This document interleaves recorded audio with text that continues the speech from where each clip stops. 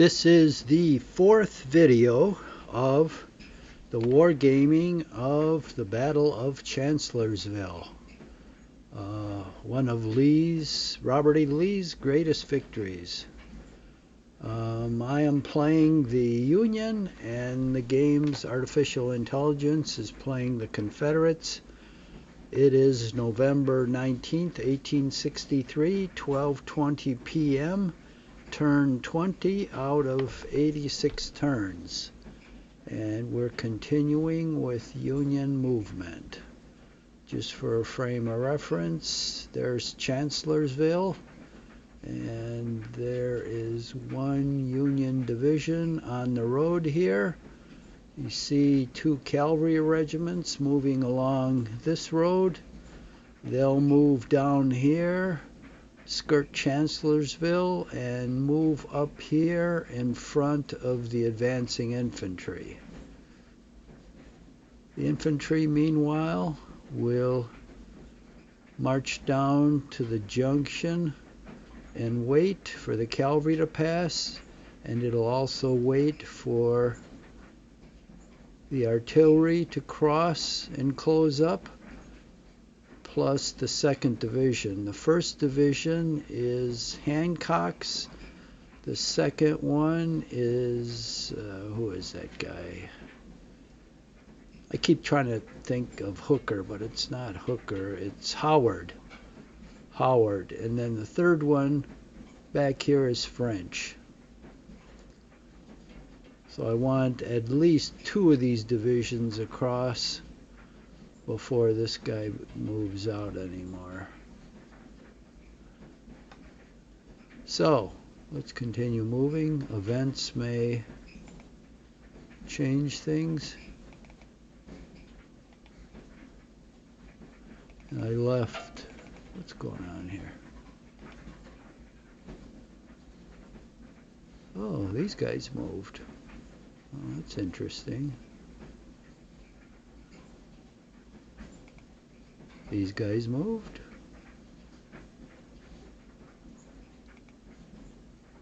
These guys moved. Okay, these guys haven't. Okay, I guess that's all that's left. That's good. I never can remember what I've done from one session to the last. I'm playing 3 of these games at once. I usually play 1 Napoleonic, 1 Civil War, and 1 World War II,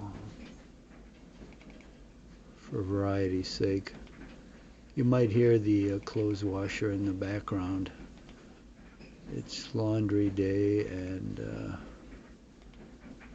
I'm just finishing up. The laundry room is right next door to my computer room. There's no door between them, so you hear everything. Fortunately, the washer isn't running. That's really loud.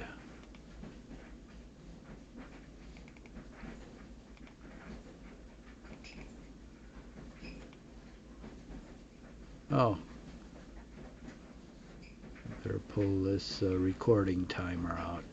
You have to pull it out slightly before it stays in place, otherwise it keeps closing. I like to limit these videos to about an hour, and if I don't use a timer, time flies, so I've made them as long as an hour and a half, an hour and 3/4. So I have very little conception of time when you're into these games, and it's interesting. You lose all track of time. So, well, here's some artillery. That's good. This is the 9th Corps moving up.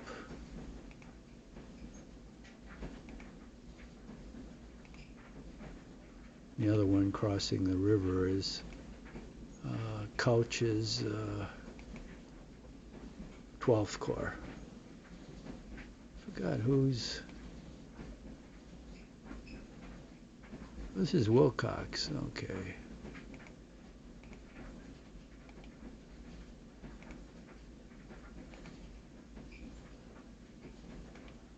So there's 2 corps on map, and both of them are considered the Confederate or the Union right wing,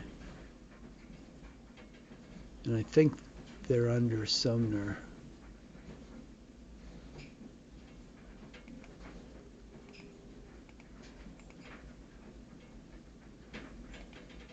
So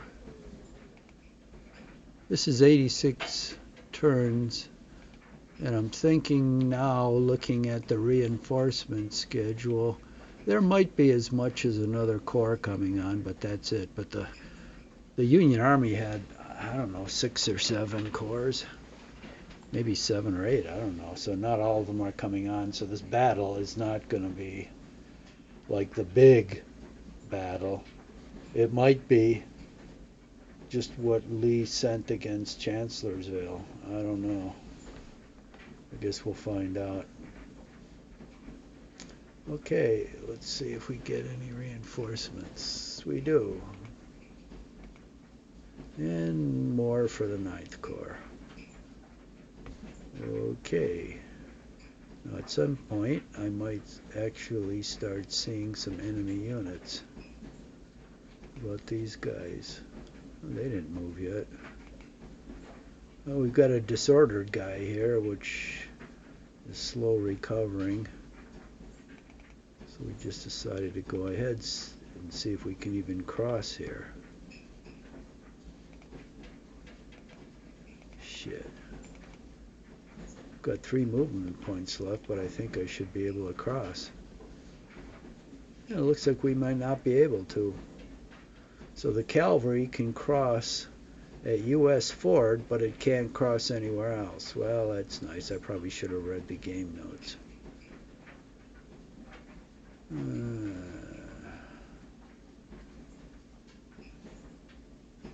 Well, that sucks. We'll see if he can cross next turn. If not, then we'll head for... Hopefully this guy will recover. I don't know why I don't have an officer with this group, unless it's just detached. Help this guy recover faster. He's still disrupted. He's got C morale, which is none too good, so I mean it's average, it's not bad either. But it'll be a while before he recovers. Okay, Confederate defensive fire. Anybody gonna fire on me? No. Union offensive fire. Don't have any, because I don't have any targets. Union melee. Confederate movement. Let's see if I'm going to see anybody.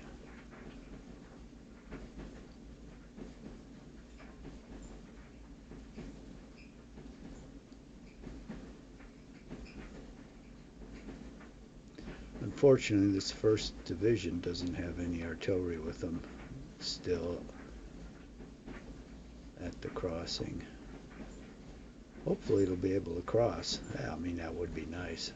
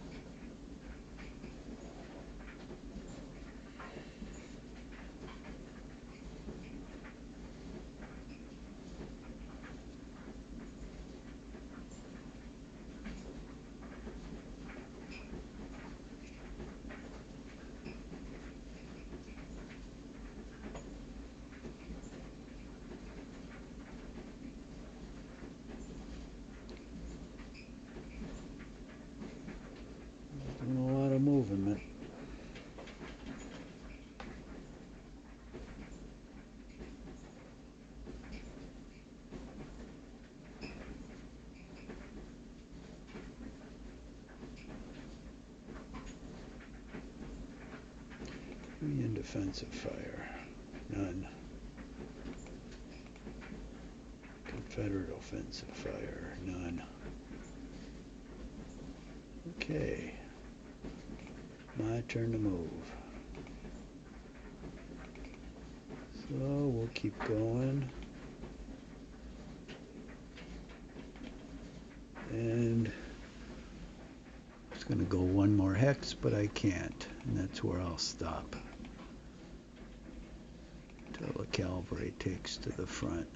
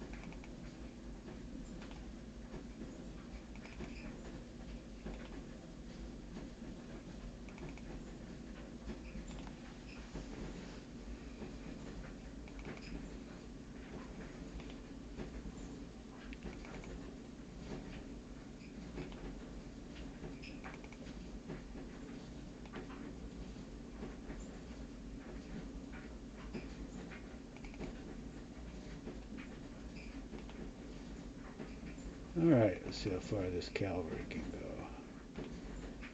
Oh, not bad.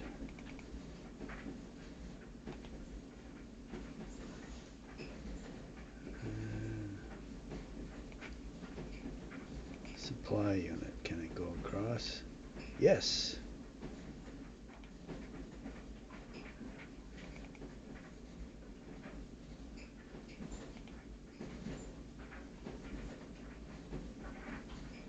Jesus, another one?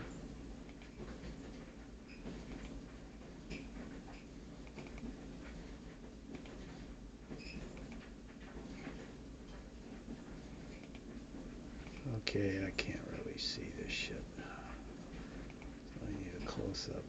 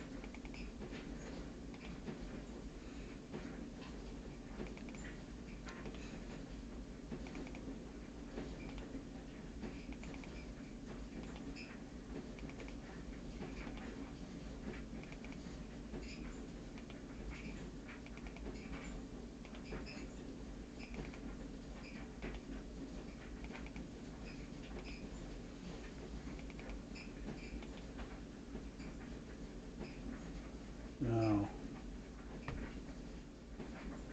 This guy's got full movement if he can't get across now. He can get across. Oh, that must take a lot of movement. Oh, let's see if I can go down here to this road. And let's turn.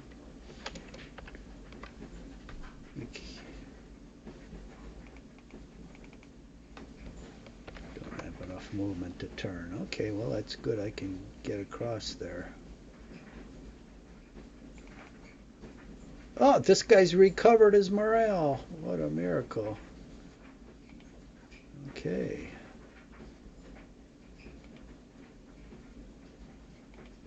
As far as he can move. We do have 3 artillery batteries, which is a lot for 2 units, but it can create some mayhem.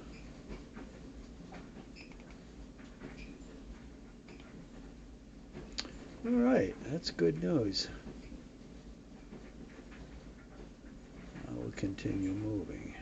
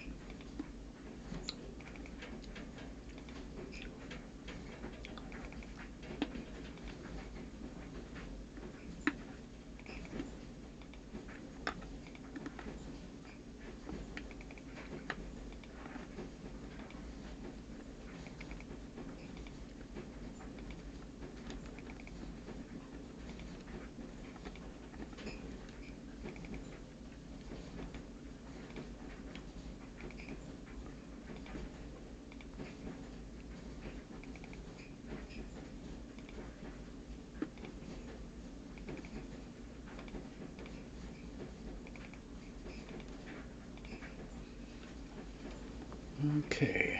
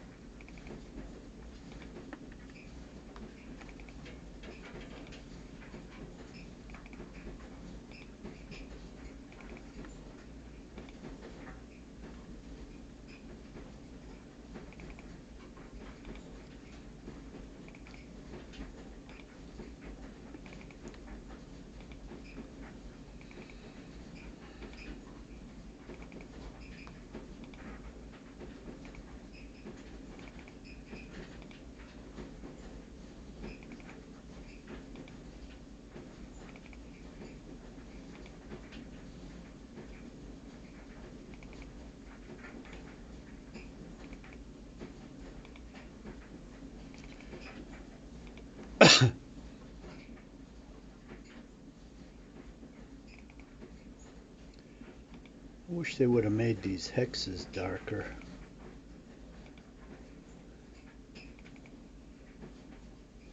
Well, I guess I wish a lot of things. I wish they would have made the woods lighter. They're too dark. Sometimes when you get units in them, you can't see. And the roads should have been red. and minor roads dashed red. That's the way they appear on military maps. And they're very easy to see, a bright red. Whereas here, not so much at this view, but if you zoom out, the roads will be real hard to see against that dark woods.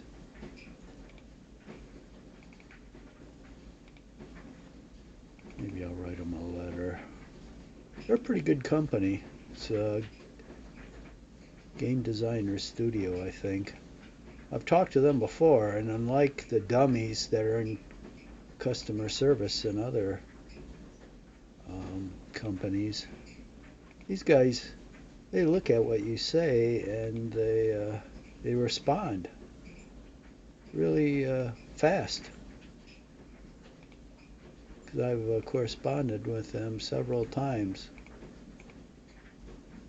and they're actually part of the company. They're not out. They don't have their customer service sourced out in Bora Bora or Outer Mongolia,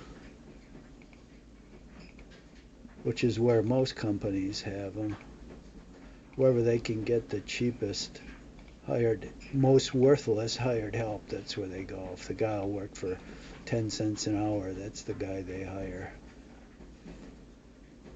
Okay. Let's see. We get anybody else? No. Although we do get people. Let's see who we get next. At 1 p.m. we get a supply wagon. Jesus. Well, we get Franklin. I don't know if that's a brigade, probably. So what time is it now? Oh, I guess that'll be next turn. Okay. Now we might be in a position to actually spot something. Confederate defensive fire. Union offensive fire. Union melee. Confederate movement. Well, it doesn't look like anybody moving along this road, but they would probably move along the pike. So when it's our turn, we'll go down there and see.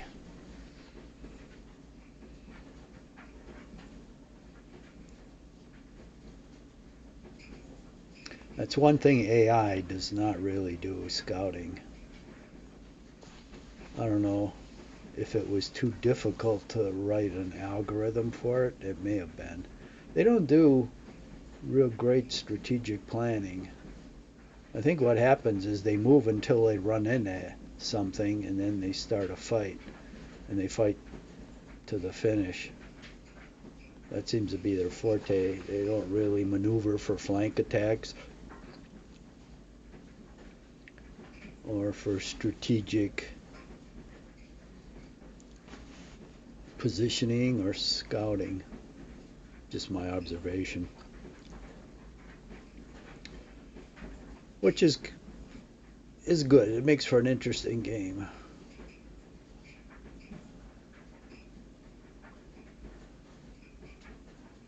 And you think, look at all the commanders Lee fought. How many of them were really good? I mean, you had McClellan. Look at the serious disadvantage he had. He was like Montgomery. I mean, I don't want to move until I outnumber the enemy 10-1. And then maybe I'll move. And then you had Pope, who was a blowhard and out of his depth. You had Burnside, who, I don't know, he started an offensive just before rain and mud, and then he attacked at Fredericksburg, for Christ's sake. You have to be a moron to do that. Union defensive fire. And then what? He had Hooker. Was it Hooker at Fredericksburg? Maybe it was. But Hooker wasn't worth a damn. He was a very good corps commander, but he wasn't worth an army commander. Then you had Meade, who was basically a defensive commander. At Gettysburg, he should have attacked, but did he? Nah. In fact, he didn't attack anywhere. At Mine Run, he didn't attack either. Then you had Grant, who was an average commander.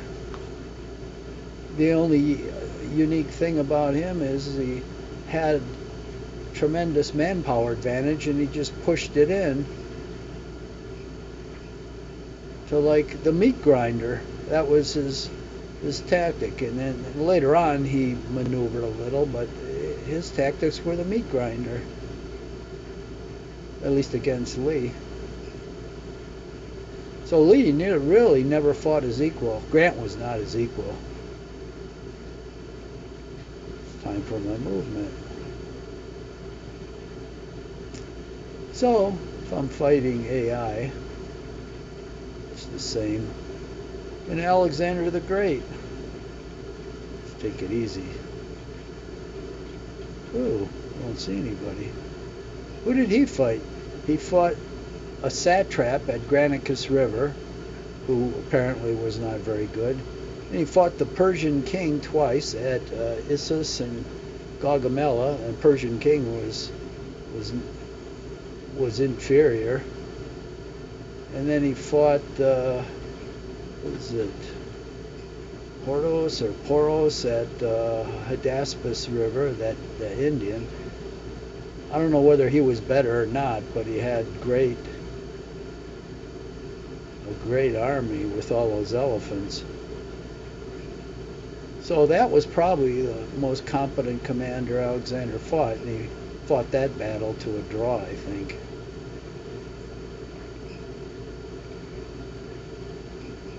Okay, good.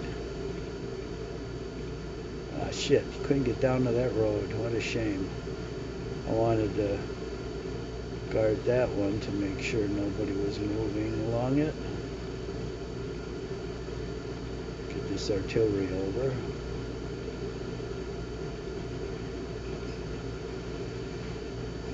Okay, that's good. Is there any other way he can get by me? Nah, that's it.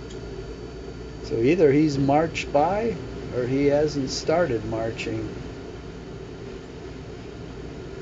If he's marched by, I'm hoping this cavalry will catch him. See if he... Oh, look, I see somebody. I see you. Well, I'll stay there and let's see who he is. If he's infantry, I'm going to have a fight.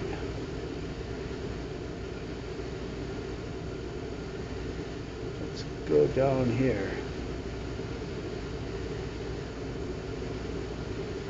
Well, nobody there as far as I can move.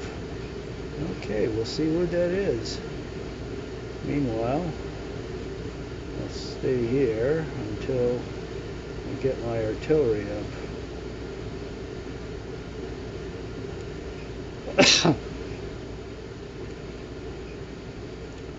I'm coughing because we've got a south wind blowing here, and I think it's blowing in some pollen or tree mold or something. We've had an exceptionally warm winter so far with a lot of south wind, so my allergies have been going haywire. Almost like it's springtime. There's a crossing right there.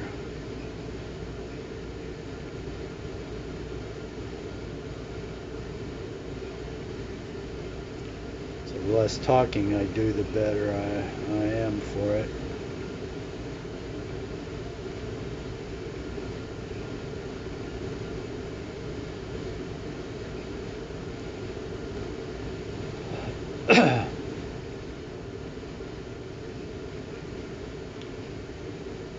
So if you're playing AI in this game, you always want to do a lot of scouting.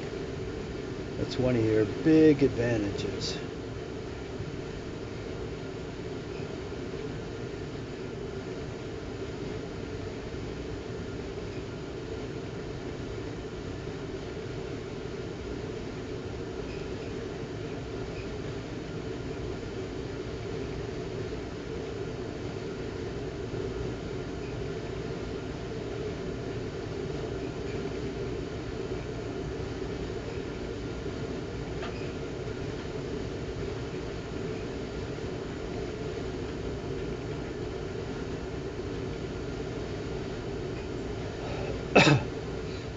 Let's see.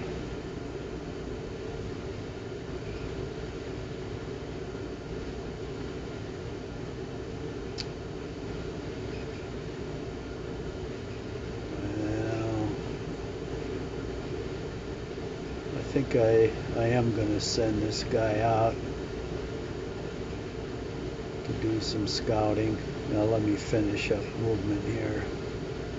I always like to do the boring stuff or the difficult stuff first, and then do the fun stuff later. So that'll be more fun than this movement.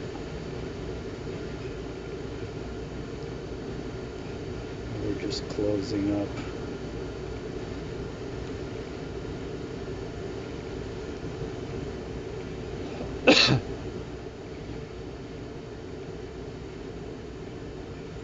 God, it's hard to believe our time's half up.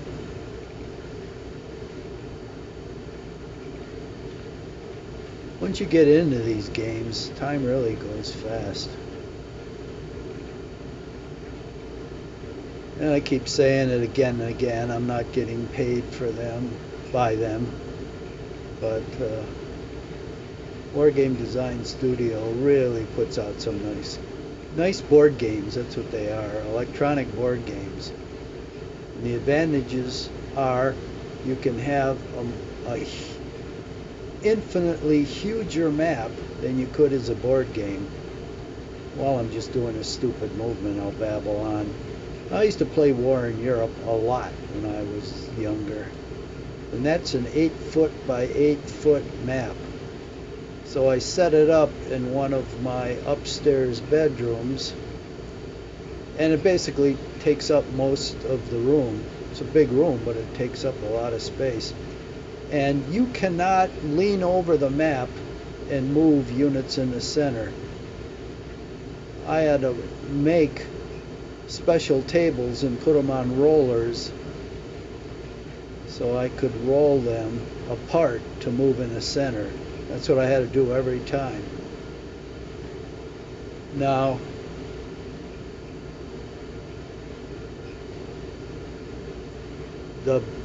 one of the biggest, and I don't know whether it's the biggest, that was 8 feet by 8 feet. The biggest Napoleonic map they make is the Battle of Leipzig, which was the Battle of Nations, 1814. Now, the war in Europe was 8 feet by 8 feet.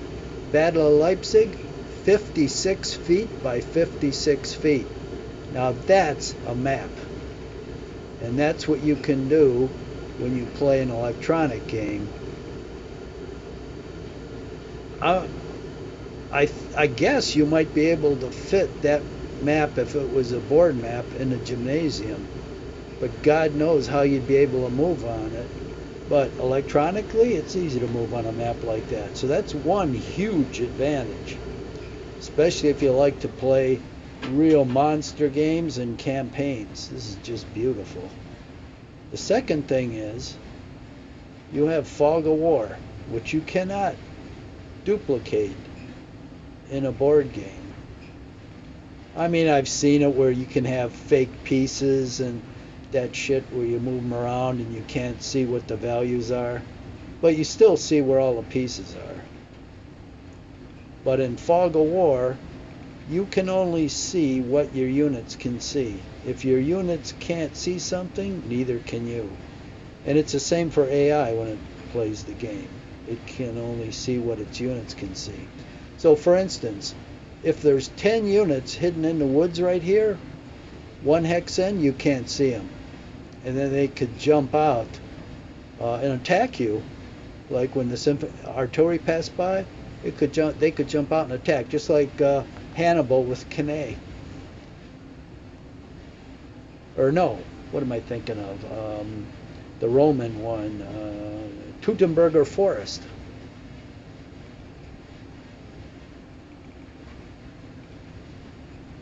So you can do that here, and it's really fascinating because unexpected things happen. Like I didn't know where I'm going to discover the Confederate units, and then all of a sudden I discover one. Now what is that? Is that a scout?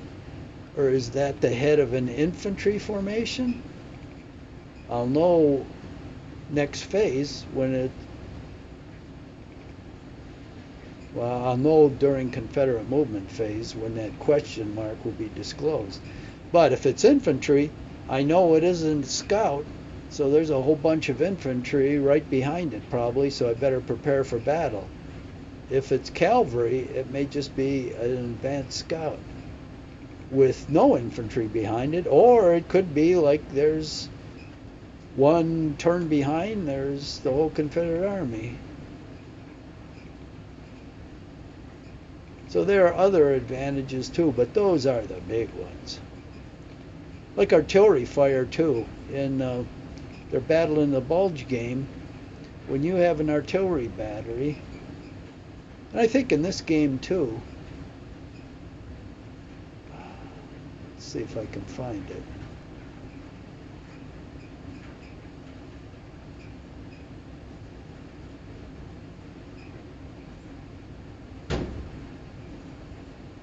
It'll show you visible hexes, command range. I'm looking for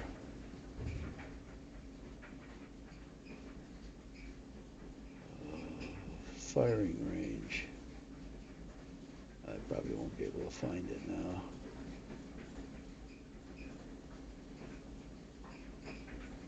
Reachable hexes. Okay, that looks like visibility, where it can fire. Let's see. Oh, got to turn it on and off. Where did I find that? There. Let's turn on visible hexes. Yeah, so from that unit, these are the hexes it can see. So if any enemy unit is in any of these hexes that are highlighted, that unit can see it. Now sometimes, that's useful. But there's, maybe it's another game.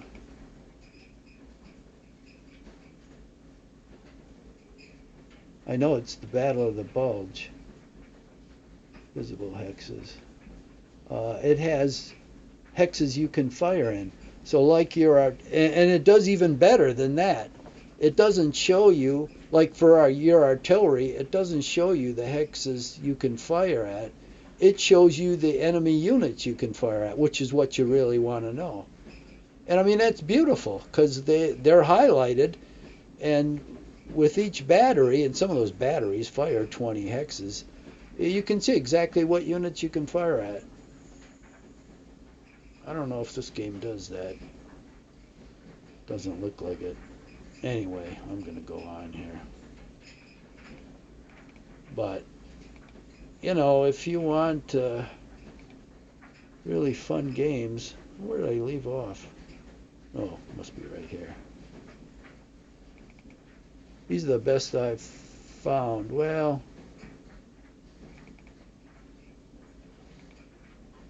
a World War II one, which is a lot of fun, is War Plan. That is a really nice game. They've got one on the war in Europe and the war in Pacific. The war in Europe is great. I've played it a couple times. But the war in the Pacific is fatally flawed. And I've got a question into them, and they answered the first part of the first question, but not the second part. I actually didn't phrase my reply as a question. I have to do that. Just made a statement. Here's the problem with that game. You cannot stack units in that game. They have divisions and cores. So you either have a division in the hex or a core. So if you invade, and you can build armor cores and you can build infantry cores, but you can't build marine cores. All you can build is marine divisions. So you can't stack two in the same hex, which is ridiculous. Because just think of Iwo Jima and Okinawa. Christ, they had an army stacked in the hex. They had like 3 or 4 corps and about 15 divisions. So if you invade an island in this game, you can only have one division, a marine division, which is totally nonsensical. You know, and I told them that. It's like, read your history. That's not the way it worked. And I got the reply, well, what you do is you soften up the island with air and naval bombardment. Well, for one, there's no air bases real close, so you're not going to be able to do that with air. For the second, in the first couple battles, the U.S. tried to do, or did do, naval bombardment, and of course they did do some damage to the Japanese, but then the Japanese figured that out and they moved their entrenchments off the beach into the hills. Then later on in the war, like in 43, the Americans would come in and bombard the crap out of everything, and it did nothing. Zero. So in the game, that supposedly is the strategy you're supposed to use, but it didn't work in real life. You know, it's nonsensical. So somebody didn't read their history when they designed it. And I said, and then when you invade, let's say it goes bad, because it's going to if you only have one division, and you want to evacuate your division, you can't do it. What sense does that make? So basically your division dies if you can't overpower it. And how are you going to overpower it? Because the Japanese, if they have any brains, they're going to put a full core on that hex, and you're never going to get it, because you can only invade with a division. So, I mean, the game is fatally flawed, because that's the gist of the game, the island campaign, and if that stinks, the whole game stinks. I mean, the rest of it is quite good. I like it. But because of that, why would I want to play it? It's a ridiculous situation. If I was a Japanese, you'd never be able to defeat me, because you wouldn't get any islands. First thing I would do is put a full-strength core on each island. Yeah, you wouldn't be able to get it. I don't care how many times you invaded it. Well, you wouldn't be able to invade it. See, the irony of it is, when you invaded it and were unsuccessful, your unit would occupy the only invasion hex, and it would have to starve to death before you could invade it again. And that may take 5 or 6. Well, a unit doesn't undergo, what do they call them? I'm searching for the word. Not demoralization, but, I can't think of it. But it doesn't, it'll have supply for 2 turns, and then it will run out of supply and start to dissolve. But that may take 5 or 6 turns. So the Japanese is fully protected for 5 turns, because you can't withdraw your unit, and it's going to have to starve and disappear. And so the Japanese is perfectly protected. So it can, if it took any casualties, it can reinforce those casualties and be up to full strength again. So, I mean, it's totally nonsensical. And I told them I probably won't play the game unless it's fixed, and I'm not holding my breath that it's going to be fixed, because apparently, well, the designer, it's a one-man band, and he can't write rules worth shit either. The rules are really stinko. But I don't know why. Maybe he jobbed it out to someone, and it's some geek that wrote it, and he really doesn't understand World War II. Because if he did, he wouldn't have written that module that way. So anyway, that's a good game too. Don't buy Warplane Pacific, but Warplane Europe is very good. Warplane Pacific, like I said, is fatally flawed. If you do buy the Japanese, and the Americans will never defeat you. And another thing that's kind of flawed. That isn't kind of flawed, it is. Let me see if I'm getting any units here. Getting on a soapbox here. Okay, where's Franklin? Okay, he comes there. Okay, who the hell's this? What corps is he? Somebody new? Left Grand Division. First Corps, Reynolds. Oh, and there's Doubleday. Wow. So this is another corps. Of course, all the corps have to cross that U.S. ford. Oh, that's nice. Takes for friggin' ever. Well, I guess we better get them down there then. Well, that's nice. That's going to be a crack corps. It's got the Iron Brigade.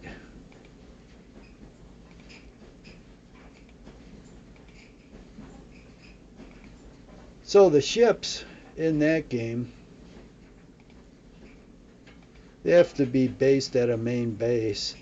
And the only one, I mean, in the game you're forced to go up through Guadalcanal because you need a main base that's nearby, and Hawaii is too far away, and there's no other ones towards Japan. So you've got to fight your way up through Guadalcanal, and basically you have to, the initial one is Noumea. No, yeah, I think that's the one in Caledonia. That's considered a major base. Then Truk is the next one. So you'd think, okay, you get Truk. Well, you can't get Truk because it's uninvadable. There's no invasion hex in Truk. For Truk. So I'm sorry, Rabaul. Forget Truk. Rabaul. There's no invasion hex where you can invade it. It's impossible. So you can never capture it, which is kind of ridiculous. I know Truk would have been hard, but I don't know whether it's immune from capture. How did the Japanese get it? Because, well, maybe it was a Japanese mandate. I can't remember. But anyway, so you can't get that. So the next one is Truk. Well, Truk is way, way far away from Noumea. And what happens is, each turn your ships are at sea, they lose effectiveness. So when you get up to Truk, you're probably down to 2/3 of your effectiveness. You hang around for a turn or two, you're down to 50% of your effectiveness, and then you're going to get to a point where you can't launch aircraft. And then you've got to go all the way back to Noumea. Now, the U.S. had those floating dry docks. They didn't have to go to a major port. They brought the major port with them, and I think they docked those in Saipan and Ulithi. But the game forces you to attack these major ports, and you can't even do that with Rabaul. It's impossible. So you're way, way far away. So I don't see how the U.S. can win the game, because the Japanese can sit at Truk. They'll be at 100% effectiveness. Along come the Americans. They're at like 60% or maybe 55. I mean, Jesus, how, and then they start launching planes in that, and they go down to about 50. I mean, how the hell are they going to win? You're not. If I was the Japanese, I'd just sit there and wait till the Americans wear themselves out. So I got a lot of gripes on that game, but basically the European one, I have very little. It's a damn good game. Well, I always have some gripes. I mean, I could talk about that, I suppose, but no one probably wants to hear that. But overall, I'd rate it very high, B plus, A minus, that kind of thing. These I'd all rate high, B plus, A minus. They're fun to play. Okay, I think, well, we got 51 minutes gone. And I think that's it. So let me go over here and see if I can find out what that unit is. Next phase. It's a wagon! Shit! What the hell's that doing there? Isn't that interesting? I think I'll go out and get it. I'll probably be sorry. Just watch, it'll be a trap. Union offensive fire. It's tempting to get a supply wagon that far in advance of my line. I'm such a sucker.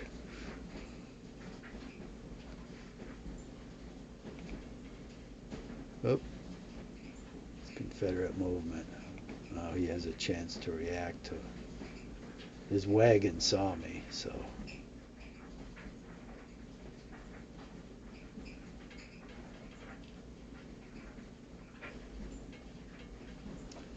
It's probably on the telegraph. I don't know if they had a maybe they did. Well, oh, look at that. Damn sneak. He ran in the woods where if I want to get him, I'll be disordered because I'll have to melee him in the woods. Well, it was kind of smart. So he just gets to sit there and report on me, and I really can't get him. It's okay, I'll go down these roads and see who else might be there. See, he would have been better off to go on this road hex, right where that wheel's spinning, because he would have been on the woods, and in order to go around him, I would have to disorder myself. And one of the things, your movement is half when you're disordered, so it takes away seriously from cavalry movement. Or he could have gone up here. I think both of those were reachable. So he chose the third best option. Probably another good one would have been right there on where it's spinning, right on that one. So he chose the fourth best option. Either one of these two would have been better, and this one would have been better, because it would have restricted my movement. Union defensive fire. Okay, let's get to movement. Confederate melee. Yeah. Movement. Okay, so.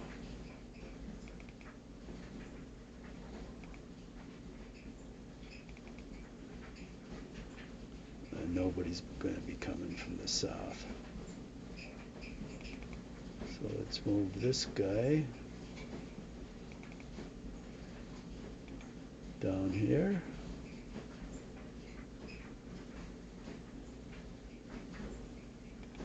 Ding, ding, ding, ding, ding. Moving one hex to see if I run into anybody, then I can back away. This guy will go down. Oh, look, another supply unit hidden in the woods there. See if I run into anybody. See, if I've got movement left and I spot the guy, I can go backwards. I don't see anybody. So they're by themselves. Isn't that interesting? This is the main drag. Orange Turnpike. That's where the Confederates would be coming up. And I don't see them. Okay. Now, where's this other scout? Down here. So I'm assuming there's probably nobody there.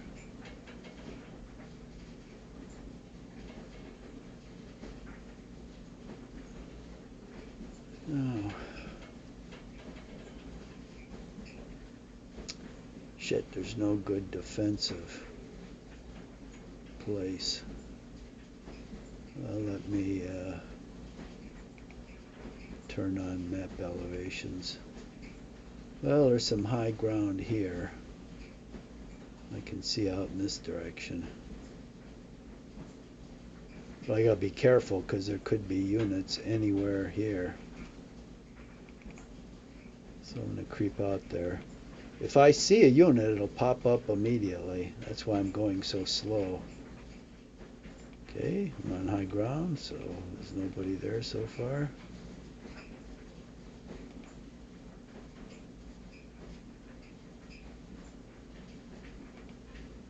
Okay, I can see in this valley. Let's turn.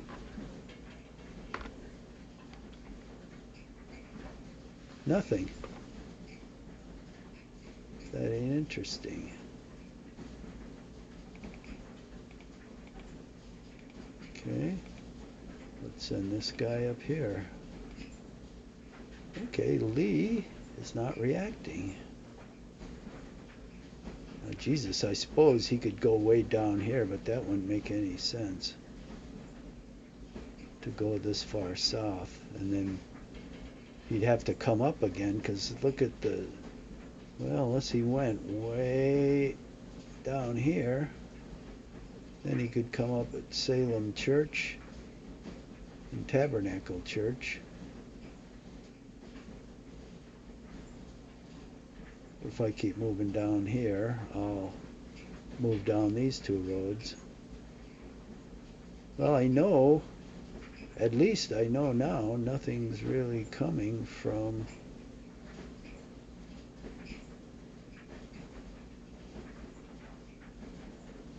the east, from Fredericksburg. Okay.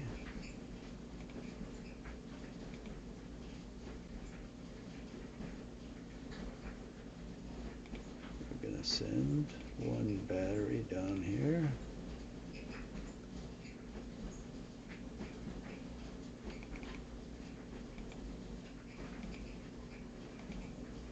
Send another one along with this guy.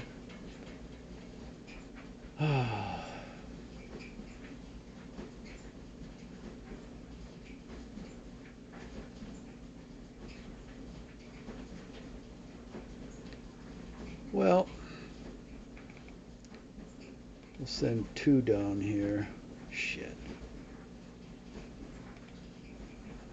My finger slipped.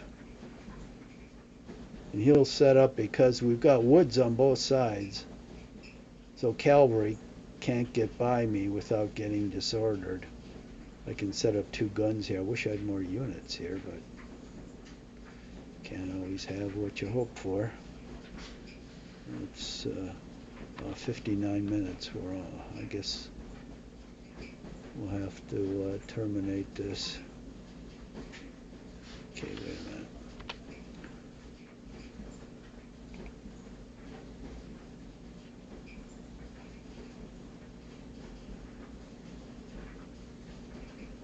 So I'd like to get those supply units, but that's not my main motivation.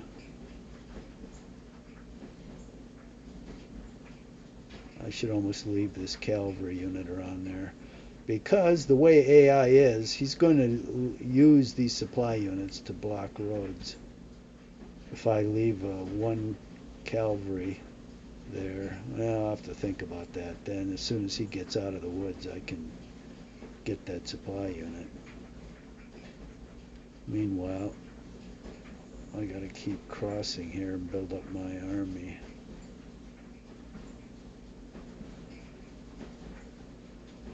Oh.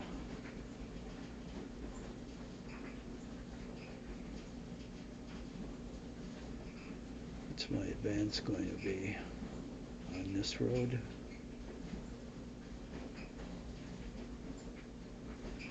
There's no good roads leading south here, so this is kind of like a dead ender. This one here, you got two parallel roads, but they meet. And another road goes down and up here around the flank. And this one goes up and across, so this is a much better road for flanking operations. This is kind of a one-trick pony. You can only go one way, and then your left flank is blocked by the river. So I don't like this road.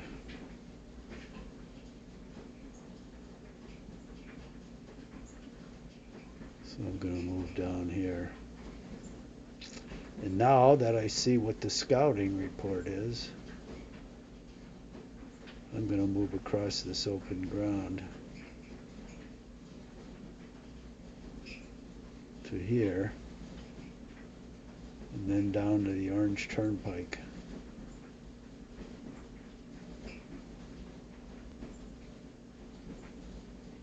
Okay. So that's it for this session, and we'll continue next time.